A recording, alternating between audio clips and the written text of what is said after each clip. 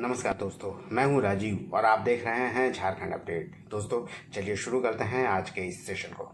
और Jharkhand current affairs के इस सेशन में हम लोग झारखंड से रिलेटेड इम्पॉर्टेंट प्रश्नों को देखेंगे डिस्क्रिप्शन के साथ। कुछ प्रश्नों को रिवाइज करेंगे जो कि वन लाइनर्स के फॉर्म में होंगे। एक अभ्यास प्रश्न भी होगा आपके लिए जिसका जवाब आप कमेंट में करके बता सकते हैं। और सेशन के अंत में हम लोग झारखंड से रिलेटेड जो ट्रेडिशनल अफेयर्स है उसके कुछ प्रश्नों को देखेंगे डिटेल में। दोस्तों इसका पीडीएफ मैं अवेलेबल करा दूंगा टेलीग्राम चैनल पे और आपको लिंक मिल जाएगा इसका डिस्क्रिप्शन में, तो आप ज्वाइन कर सकते हैं टेलीग्राम चैनल को अगर आपको पीडीएफ चाहिए तो आइए शुरुआत करते हैं इस सेशन को। और सेशन की शुरुआत करते हैं पिछले वीडियो के अभ्यास प्रश्न से। और पिछले वीडियो का अभ्यास प्रश्न था, झारखंड के किस प्रसिद्ध मंदिर में बलि चढ़ाए गए बकरों से बिजली बनाने की घोषणा हाल ही में की गई है? ऑप्शन ए बाबा वैद्यनाथ मंदिर, ऑप्शन बी माँ छिन्नमस्तिका मंदिर, ऑप्शन सी पहाड़ी मंदिर अथवा ऑप्शन डी देवड़ी मंदिर। दोस्तों इसका सही उत्तर है ऑप्शन बी माँ छिन्नमस्तिका मंदिर, जो कि रजरप्पा में स्थित है। वहाँ बकरों की बलि चढ़ाई जाती है प्रतिदिन और उससे ही बिजली बनाए जाने की घोषणा की गई है झारखंड सरकार के द्वारा, या कह सकते हैं कि डिस्ट्रिक्ट एडमिनिस्ट्रेशन के द्वारा। आइए इसके बारे में हम लोग डिटेल में जानते हैं। दोस्तों जैसा कि आपको पता है, रामगढ़ में छिन्नमस्तिका मंदिर है रजरप्पा में, और यहाँ पे प्रतिदिन बलि चढ़ाई जाती है बकरों की। और यहीं पे घोषणा की गई है कि इससे बिजली बनाई जाएगी।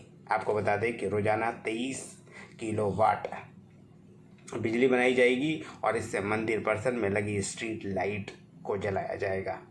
आपको बता दें कि बलि चढ़े बकरों के बेकार हिस्से का इस्तेमाल कर बिजली बनाने के लिए मंदिर परिसर में एक संयंत्र भी लगाया जाएगा।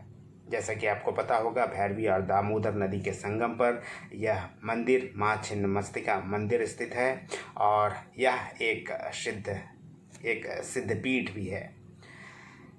श्रद्धालु मन्नत पूरी होने पर बकरे की यहाँ बलि चढ़ाए जाते हैं और औसतन करीब 150 बलि चढ़ाई जाती है माँ छिन्नमस्तिका मंदिर में, जो कि रजरप्पा में है। और सरकार मंदिर की सुविधाएं विश्वस्तरीय बनाने में जुटी हुई है वर्तमान में, और इसी के तहत यहाँ बकरों की बलि चढ़ने वाले फूलों के प्रबंधन को लेकर भी नई व्यवस्था लागू करने की तैयारी कर रही है। आपको बता दें कि बिजली बनाने के लिए मंदिर परिसर में मेथानेशन प्लांट लगाया जाएगा और एक सेमी ऑटोमेटिक स्लॉटर हाउस भी लगाया जाएगा और अगरबत्ती प्रोसेसिंग यूनिट भी यहाँ पे लगाई जाएगी। और इन तीनों प्रोजेक्ट पर डिस्ट्रिक्ट मिनरल्स फाउंडेशन ट्रस्ट करीब 72 लाख रुपए खर्च करने जा रहा है। चलिए दोस्तों अब आगे बढ़ते हैं और झारखंड से रिलेटेड जो नए करंट अफेयर्स से प्रश्न बनते हैं, आइए उसे हम लोग देखते हैं। और इसके तहत पहला प्रश्न है, राज्य सरकार की 5 अक्टूबर 2023 की कैबिनेट मीटिंग में निम्नलिखित में से कौन से महत्वपूर्ण फैसले लिए गए हैं? ऑप्शन ए मुख्यमंत्री उत्कृष्ट पंचायत प्रोत्साहन योजना के तहत पंचायतों को पुरस्कार दिया जाएगा। ऑप्शन बी झारखंड राज्य प्रशिक्षण नीति 2023 के गठन को स्वीकृति दी गई है। और ऑप्शन सी कैंसर रैबीज को एक अधिसूचित बीमारी यानी नोटिफाइड डिजीज घोषित किया गया है, अथवा उपरोक्त सभी। इसका सही उत्तर है दोस्तों ऑप्शन डी उपरोक्त सभी, यानी ये सभी सही है। आइए इसके बारे में भी हम लोग थोड़ा जान लेते हैं। आपको बता दें कि 5 अक्टूबर 2023 को कैबिनेट की मीटिंग हुई, झारखंड कैबिनेट की, और यहाँ पे मुख्यमंत्री उत्कृष्ट पंचायत प्रोत्साहन योजना शुरू करने की बात कही गई है, यानी फैसला लिया गया है। और इसके तहत विभिन्न स्तरों पर पंचायतों को अच्छे कार्य के लिए पुरस्कृत किया जाएगा। इसके तहत पंचायत, प्रखंड और जिला स्तर, यानी तीनों ही स्तर पर पंचायती राज के पुरस्कृत किया जाएगा पंचायतों को, और तीनों स्तर पर पुरस्कार की राशि अलग अलग होगी। और राज्य में त्रिस्तरीय पंचायती राज की व्यवस्था के लिए 5 करोड़ रुपए का बजट रखा गया है। इसके अलावा आपको बता दें कि उत्कृष्ट पंचायत पुरस्कार योजना के तहत हर जिले में एक पंचायत को 10 लाख रुपए दिया जाएगा। और इस योजना के तहत झारखंड के सभी 24 ग्राम पंचायतों को 10 लाख रुपए प्रति गांव दिया जाएगा। इसके अलावा 5 प्रखंड पंचायतों को 15-15 लाख रुपए दिए जाएंगे। 2 जिला स्तर के पंचायतों को 20-20 लाख रुपए दिए जाएंगे। इसके अलावा कैबिनेट मीटिंग में कैंसर और रेबीज को अधिसूचित बीमारी घोषित किया गया है, अर्थात अब इससे संबंधित अस्पतालों से डाटा संग्रह किया जाएगा और इसको लेकर झारखंड सरकार नीति बनाएगी। इसके अलावा एक और महत्वपूर्ण निर्णय लिया गया है और यह निर्णय है झारखंड राज्य प्रशिक्षण नीति 2023 के गठन की, जिसे स्वीकृति दी गई है 5 अक्टूबर के मंत्रिमंडल के इस मीटिंग में। चलिए दोस्तों, अब देखते हैं दूसरे नंबर प्रश्न को, और यह दूसरा नंबर प्रश्न है, हेमंत सोरेन ने किस जिले में अत्याधुनिक मेधा डेयरी प्लांट का हाल ही में उद्घाटन किया है? Option A Godda, option B Palamu, option C Dumka अथवा ऑप्शन डी रांची। इसका सही उत्तर है ऑप्शन बी, पलामू में मेधा डेयरी प्लांट का मुख्यमंत्री ने उद्घाटन किया है। पलामू में 28 करोड़ रुपए की लागत से नवनिर्मित आधुनिक मेधा डेयरी प्लांट का उद्घाटन मुख्यमंत्री के द्वारा किया गया और किसानों को यह समर्पित किया गया। आपको बता दें कि इस डेयरी प्लांट से 50,000 इस डेयरी प्लांट की क्षमता जो है 50,000 लीटर की है और प्रोसेस किया हुआ दूध यहाँ से अब बाज़ार में उपलब्ध कराया जाएगा। आपको बता दें कि रांची, देवघर, लातेहार, कोडरमा, सारठ और साहेबगंज, इन 6 स्थानों पर डेयरी प्लांट पहले से उपलब्ध है और यह पलामू में जो उद्घाटन किया गया है यह 7वां डेयरी प्लांट होगा।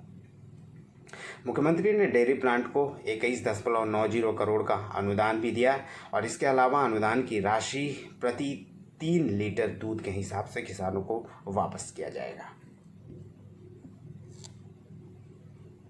दोस्तों, आपको बता दें मिल्क प्रोडक्शन के बारे में कि रांची जिला वर्तमान में दूध के उत्पादन में सबसे अग्रणी है, यानी प्रतिदिन यहाँ 251.37 लाख लीटर दूध का उत्पादन होता है और झारखंड में सबसे ज़्यादा उत्पादन रांची में ही हो रहा है और यह हाल ही का एनिमल हस्बेंड्री डिपार्टमेंट का ये डेटा है। इसके अलावा प्रतिदिन दूध उत्पादन की बात करें झारखंड में, तो झारखंड में प्रतिदिन जो दूध का उत्पादन होता है वह 2629.37 लाख लीटर है, यानी लगभग 2630 लाख लीटर। वहीं प्रति व्यक्ति उपलब्धता की बात करें झारखंड में, तो प्रति व्यक्ति उपलब्धता 220 ग्राम है। इसके अलावा और कुछ ध्यान रखिए, रांची में पशुधन की संख्या भी सबसे ज़्यादा है। इसके अलावा 2020 में पशु गणना जो कराई गई थी, 20वीं पशु गणना जो 2019 में कराई गई थी, उसके हिसाब से राज्य में गौवंशीय पशुओं की जो संख्या है उसमें गाय 1,11,88,770 है, जबकि भैंसों की संख्या 13,50,313 है। चलिए आगे बढ़ते हैं और देखते हैं तीसरा नंबर प्रश्न को, और आज का तीसरा नंबर प्रश्न है, झारखंड विधानसभा के स्पीकर रविंद्रनाथ महतो ने किस देश में आयोजित राष्ट्रमंडल संसदीय सम्मेलन में भाग लेने के लिए 6 दिवसीय दौरे पर है? Option A Australia, option B Nepal, option C मिस्र अथवा ऑप्शन डी घाना। इसका सही उत्तर है दोस्तों ऑप्शन डी, घाना के दौरे पर रहे हैं झारखंड विधानसभा के स्पीकर रविंद्रनाथ महतो। आइए इसे भी हम लोग थोड़ा डिटेल में जानते हैं। आपको बता दें कि घाना में राष्ट्रमंडल संसदीय सम्मेलन का आयोजन किया जा रहा है और इसका आयोजन अक्टूबर के प्रथम सप्ताह में किया गया। राष्ट्रमंडल संसदीय सम्मेलन की आम सभा में झारखंड विधानसभा के स्पीकर रविंद्रनाथ महतो ने झारखंड का प्रतिनिधित्व किया है और इस आम सभा में खाद्य सुरक्षा विषय पर चर्चा की गई। आपको बता दें कि रविंद्रनाथ महतो 66वें राष्ट्रमंडल संसदीय सम्मेलन में भाग लेने को लेकर घाना की राजधानी अकरा के 6 दिवसीय दौरे पर रहे। आइए अब थोड़ा राष्ट्रमंडल के बारे में हम लोग जान लेते हैं। आपको बता दें कि इसकी स्थापना एक कल्याणकारी संस्था के रूप में 1929 में हुई थी और 1929 में भारत का पहली बार प्रतिनिधित्व किया था तेज प्रताप सप्रू ने। राष्ट्रमंडल संसदीय सम्मेलन विश्व का सबसे पुराना और सबसे बड़ा संसदीय राष्ट्रों का गठबंधन है और पूरे विश्व में पार्लियामेंट्री सिस्टम को और इफेक्टिव व लोक हितकारी यानी पब्लिक के लिए बेनिफिशियल बनाने के लिए महत्वपूर्ण योगदान इस संस्था का है। चौथे नंबर प्रश्न है, नेशनल शूटर तारा शाहदेव के जबरन धर्म परिवर्तन के पुराने मामले में दोषी पति रकीबुल को कितने वर्ष की सज़ा सुनाई गई है? ऑप्शन ए 7 वर्ष, ऑप्शन बी 10 वर्ष, ऑप्शन सी 15 वर्ष अथवा ऑप्शन डी उम्र कैद। इसका सही उत्तर है दोस्तों ऑप्शन डी, उम्र कैद की सज़ा सुनाई गई है। और कुछ दिनों पहले ही सज़ा का दोषी करार दिया गया था रकीबुल को। नेशनल शूटर तारा शाहदेव के जबरन धर्म परिवर्तन के 8 साल पुराने मामले में दोषी करार दिए गए रकीबुल सहित 3 दोषियों को अदालत ने 5 अक्टूबर 2023 को उम्र कैद की सज़ा सुनाई है। आपको बता दें कि 30 सितंबर 2023 को सीबीआई कोर्ट ने 3 लोगों को दोषी ठहराया था और रकीबुल उर्फ रंजीत कोहली को इसके तहत उम्र कैद की सज़ा सुनाई गई है, जबकि उसकी मां कौशल रानी को 10 साल की सज़ा और साजिश रचने के आरोपी हाईकोर्ट के तत्कालीन रजिस्ट्रार मुश्ताक अहमद को 15 साल की सज़ा सुनाई गई है।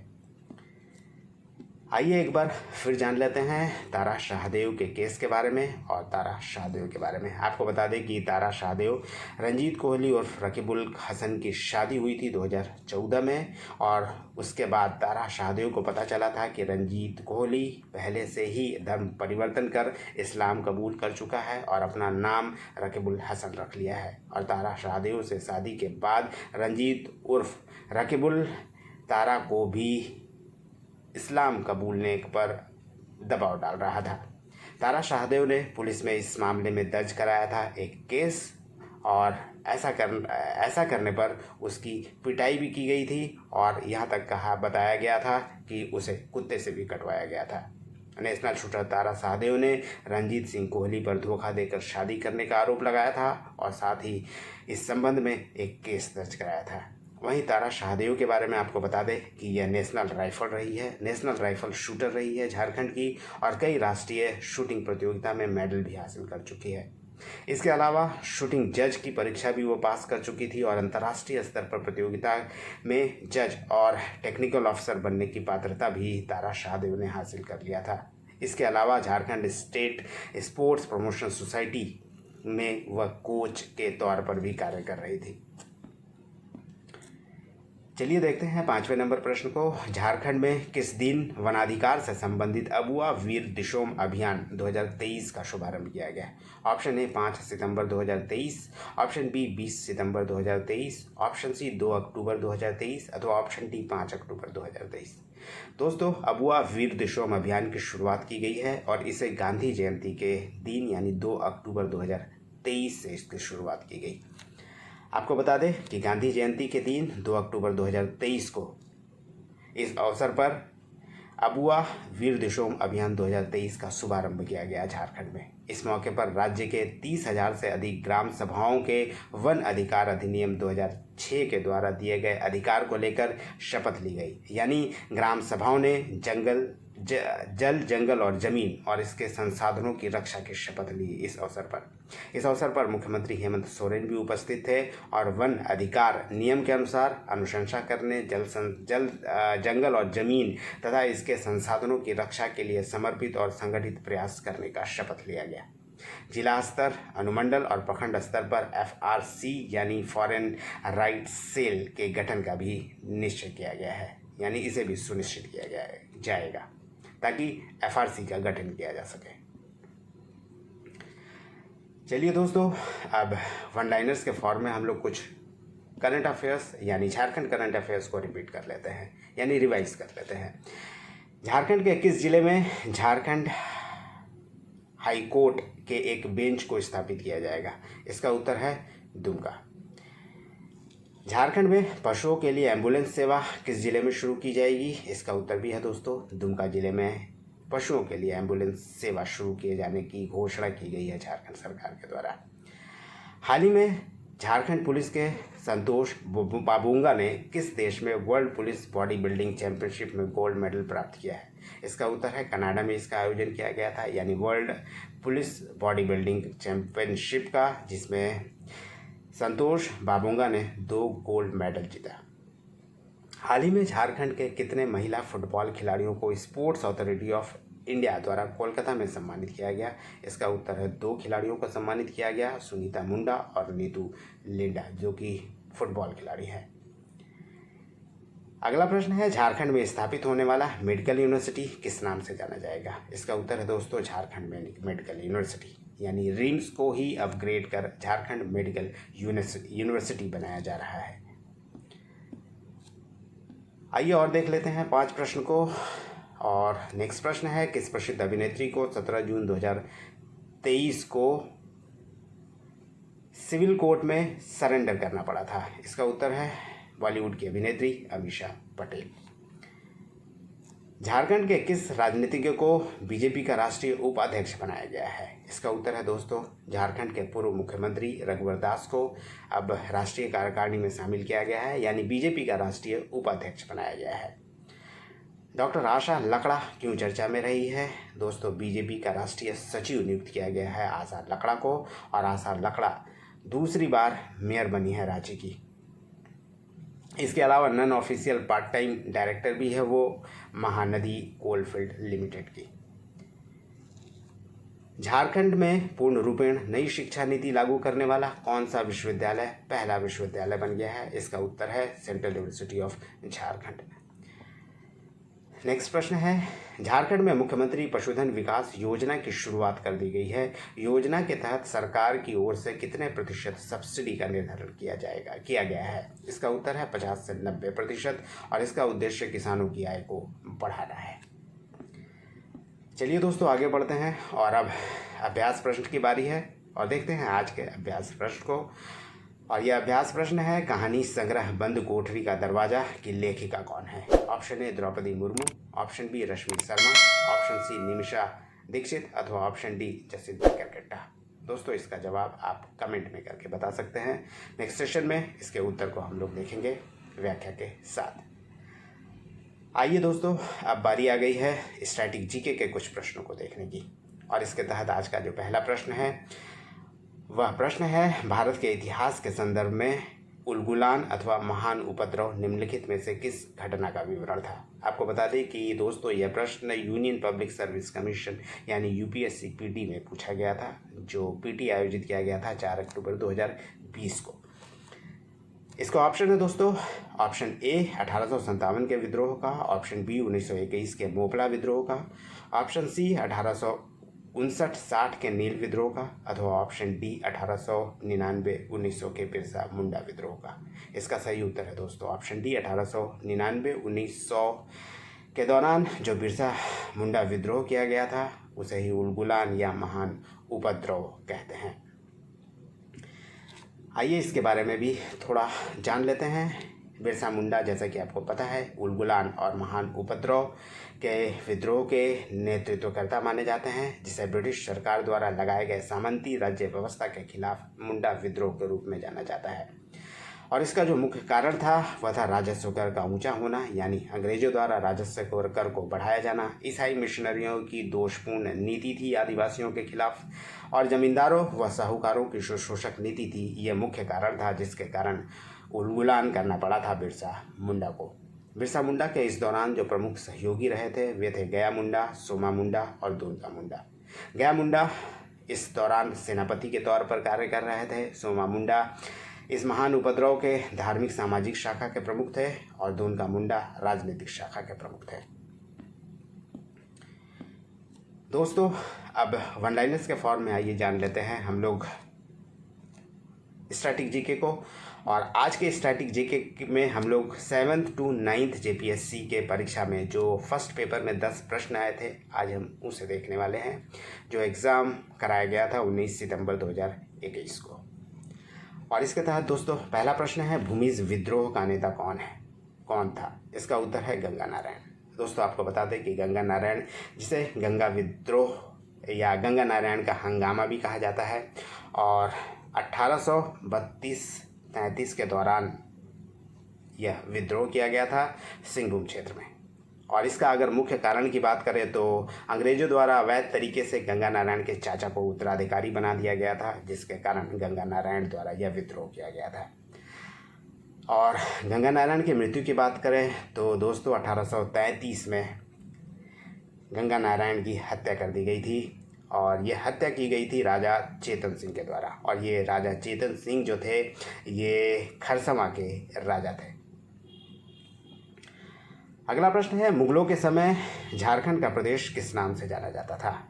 इसका उत्तर है दोस्तों कुकरा। आपको बता दें कि अलग अलग समय में झारखंड प्रदेश को अलग अलग नामों से जाना गया है और मुगलों के समय कुकरा या कह सकते हैं खूखरा के नाम से झारखंड प्रदेश को जाना जाता है।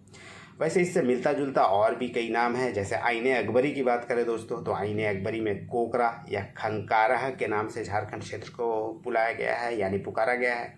वहीं जहांगीर की जो आत्मकथा है तुजू के जहांगीरी, अगर उसकी बात करें तो उसमें भी खोखरा से झारखंड के इस क्षेत्र को कह सकते हैं कि बुलाया गया है। नेक्स्ट प्रश्न है, अंग्रेजों का झारखंड में सर्वप्रथम प्रवेश किस ओर से हुआ था? इसका उत्तर है सिंहभूम के क्षेत्र से अंग्रेजों का प्रवेश हुआ था झारखंड में। और यह जो प्रवेश हुआ था अंग्रेजों का, आपको बता दें कि 1767 में हुआ था और इसी के बाद 1767 में ही ढाल विद्रोह इस क्षेत्र में शुरू हुआ था, जो कि 1777 तक चला था, यानी लगभग 10 वर्षों तक।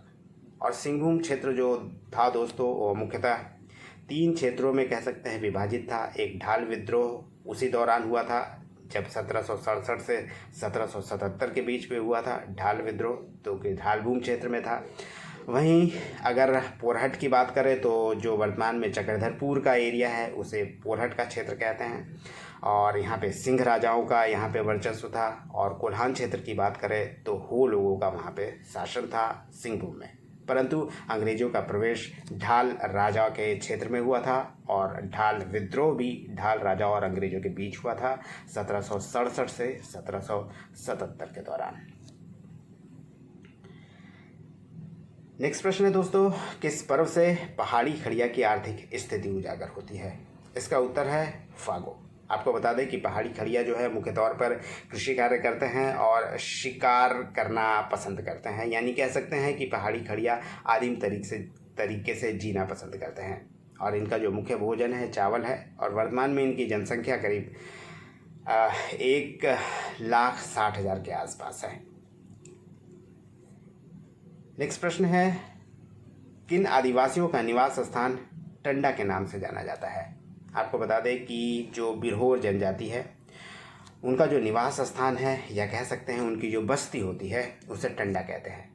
और बिरहोर का एक शाब्दिक अर्थ भी होता है और यह बिरहोर का शाब्दिक अर्थ होता है जंगलों में रहने वाला व्यक्ति या कह सकते हैं कि जंगल का आदमी, इसका जो शाब्दिक अर्थ है होता है। बिरहोर जनजाति की कुछ झोपड़ियाँ जो होती है दोस्तों जिसमें ये रहते हैं वो उसे 2 नाम से मुख्यतः जाना जाता है, एक को कुंबा कहते हैं, एक को कुरहर कहते हैं। और इनकी जो बड़ी झोपड़ी होती है उसे ओडा गुम्बा कहते हैं और छोटी झोपड़ी जो होती है उसे चू गुम्बा कहते हैं। आइए अब और कुछ प्रश्नों को देख लेते हैं जो कि 7th to 9th JPSC PT के पेपर 1 का प्रश्न है। और इसके तहत जो नेक्स्ट प्रश्न है दोस्तों, किन आदिवासियों में विधवा पुनर्विवाह को मैयारी कहते हैं?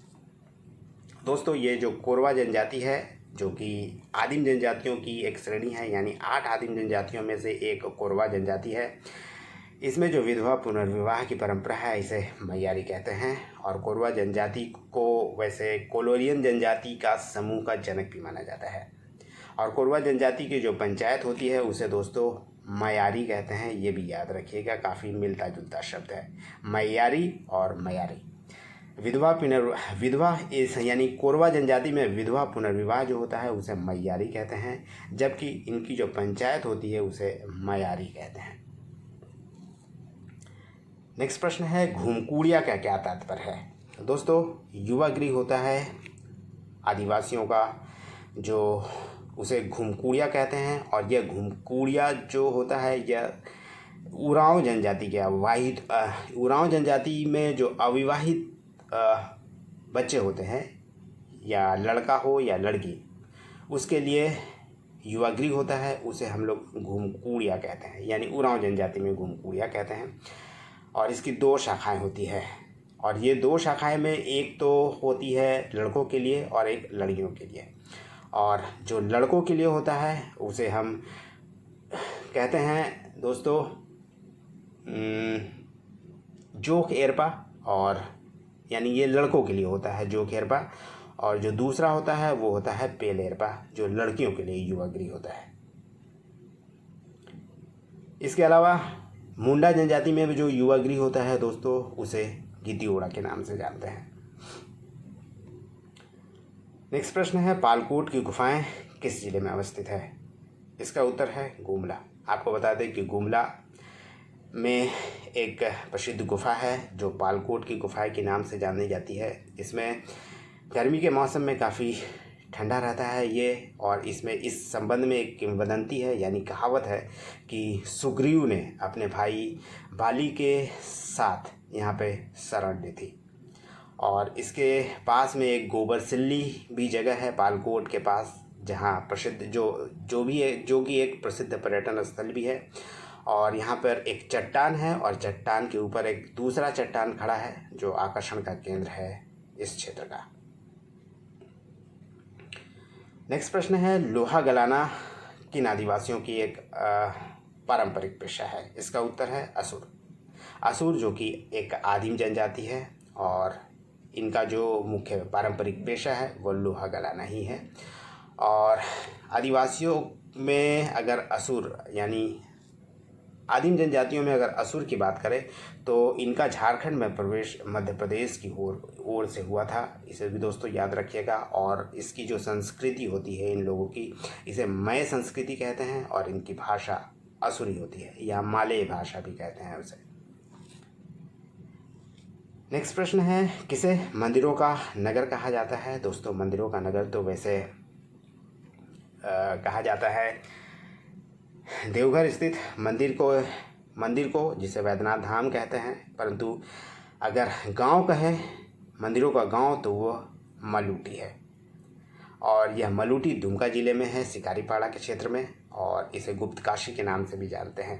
आपको बता दें कि यहाँ पे कुल 108 मंदिर कभी हुआ करती थी, जिसकी जो मंदिर बनवाई गई थी वह 17वीं शताब्दी में बनाई गई थी। और वर्तमान में मंदिरों का क्षय हो गया है सब, यानी अधिकतर मंदिर टूट गए हैं, और जो बचे खुचे मंदिर हैं उसमें 72 नज़र आते हैं स्पष्ट रूप से। इसके अलावा आपको बता दें कि उस दौरान एक राजा था, राजा बाज बसंत। कहा जाता है कि राजा बाज बसंत द्वारा ही इन 108 मंदिरों का निर्माण कराया गया था। ये था दोस्तों आज का सेशन। उम्मीद करता हूँ आपको पसंद आया होगा। धन्यवाद। फिर मिलते हैं नेक्स्ट सेशन में। तब तक जुड़े रहिए झारखंड अपडेट के साथ। धन्यवाद।